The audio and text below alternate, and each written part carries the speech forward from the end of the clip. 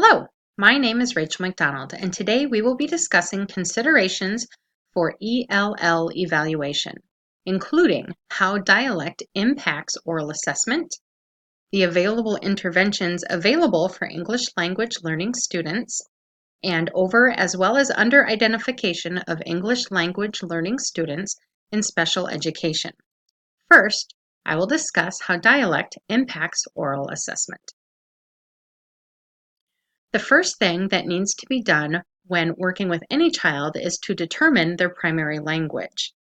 If the primary language is not English, then that student should be tested in their native language or in all of the languages if there's more than one or two that student speaks. When we're talking about dialect and oral assessment, there are many things that come into play that can alter the results of what we think or what we believe a child to be saying. This includes pronunciation differences. Students might talk differently depending on a country they're from or even just a region in the United States where they live. This could include leaving out sounds or letters, changing the sound of a word, or substituting other letters or sounds for something that we might commonly know. For example, students who are from the Northeast, instead of saying car, might say ka. Um, Instead of saying offer, they might say offa, or something to that effect.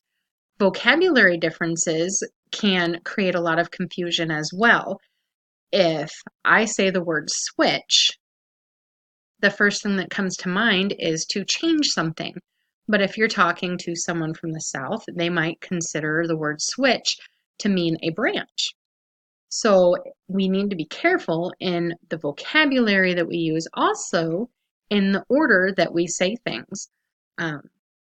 Students who have different languages that they speak might phrase things when they're trying to convert their thoughts from one language to another in a different order. And this doesn't necessarily mean that there is a learning disability. It's just a bilingual or a language barrier that they're trying to overcome. Another thing that needs to be noticed is who is assessing the student. While not always the case, it is possible for an assessor to feel that it is not their job to be assessing the student.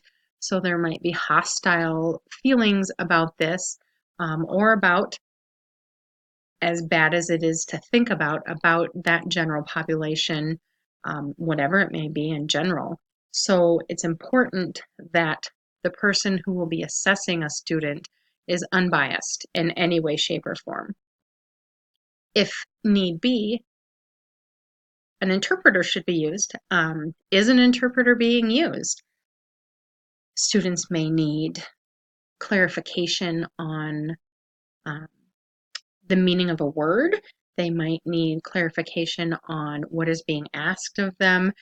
And if an interpreter isn't being used, how a student responds might make it appear that they need special services, not just that there's a language barrier there.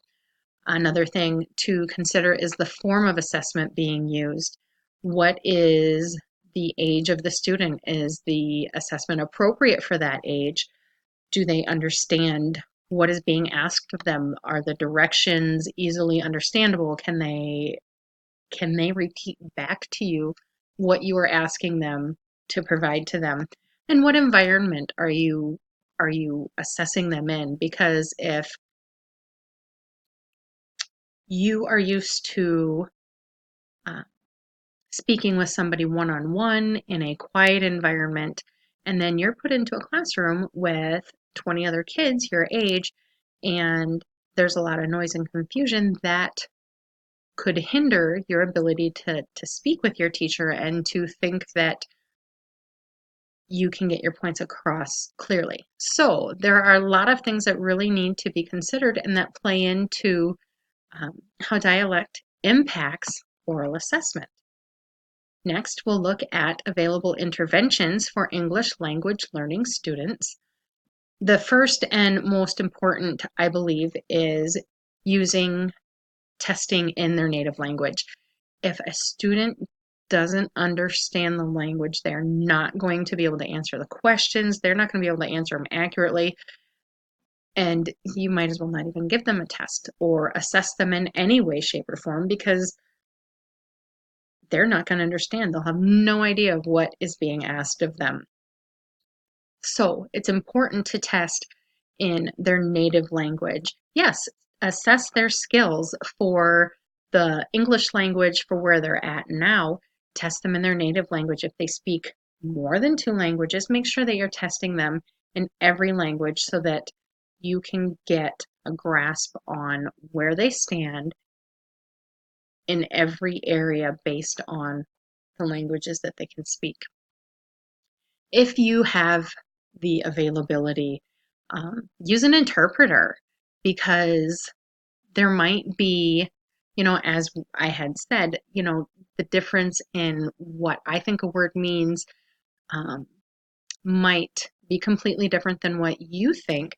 And so if a test question is asking me to uh, give a sum for something, uh, I might not understand what the word sum is. So an interpreter can take those words and translate them for the student so they understand what is being asked of them in their assessment.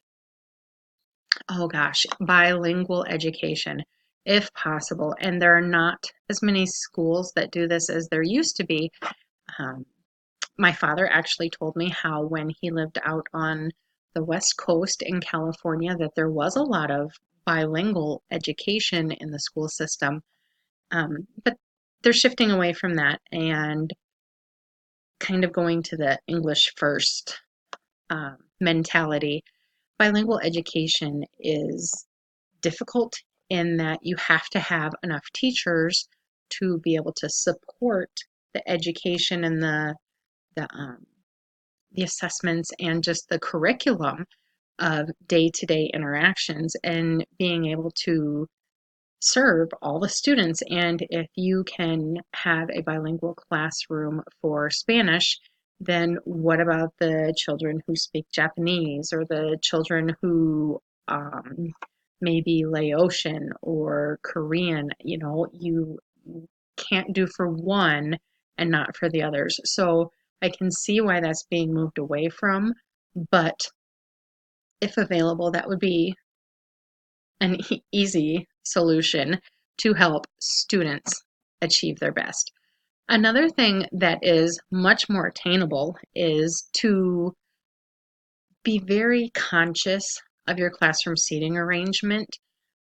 If you have a student who maybe could benefit from being close to the teacher's desk so that when there's questions and when an assignment is started, they can just talk to the teacher a little bit and get a little more one-on-one help, or has a very clear view of the blackboard, um, maybe even working with a student buddied up that has a grasp of the language that the ELL student speaks, that can kind of buddy up and work with them and just be there to answer questions if they're posed by the ELL student. Uh, Another intervention available for ELL students is having altered or other forms of assessment. If the student cannot understand English and you are doing a word problem test in math, write the problems or find a way to have the problems asked in the student's native language, um, or maybe just ask them orally to tell you how to do something, because speaking a language is a lot different than reading that language, than writing that language, and understanding that. So there are ways to, I don't want to say get around, but interventions available to help in the process while you're working with those students. Over-identification of special education. This happens a lot.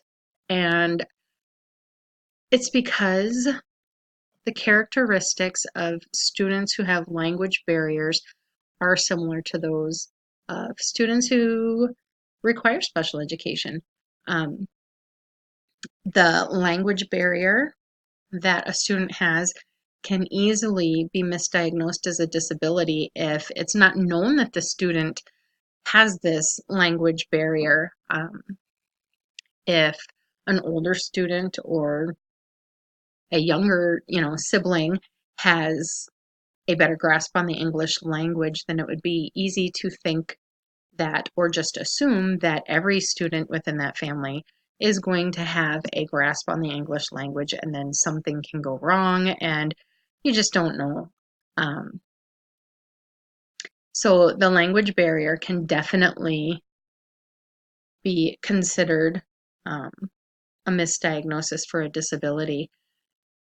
If there are not the resources to test a student or assess them if they're an English language learner, um, then that can also lead to them getting thought of as a special education student simply because the testing that is being used is inappropriate. It's not um, accurate for the age, for the grade, for the ability of the student in terms of their speech, their grasp of the English language.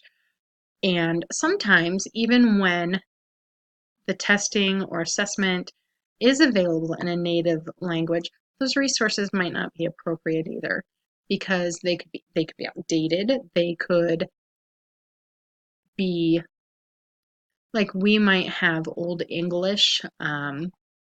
People don't say thee and thou anymore when they're talking about other people. The same can be said for any language. So if the resources, even if they're in the native language, are inappropriate, then that could also lead to a diagnosis of special education when not necessarily needed. And it's sad to say, but special education is considered to be a dumping ground for any concern, whether it's ELL or a behavior or, a learning disability, anything. It's pretty quick to assume, oh, they need special education because we cannot handle them in this classroom. So, sad to say, that is one of the reasons why ELL students are over-identified for special education, under-identification for special education.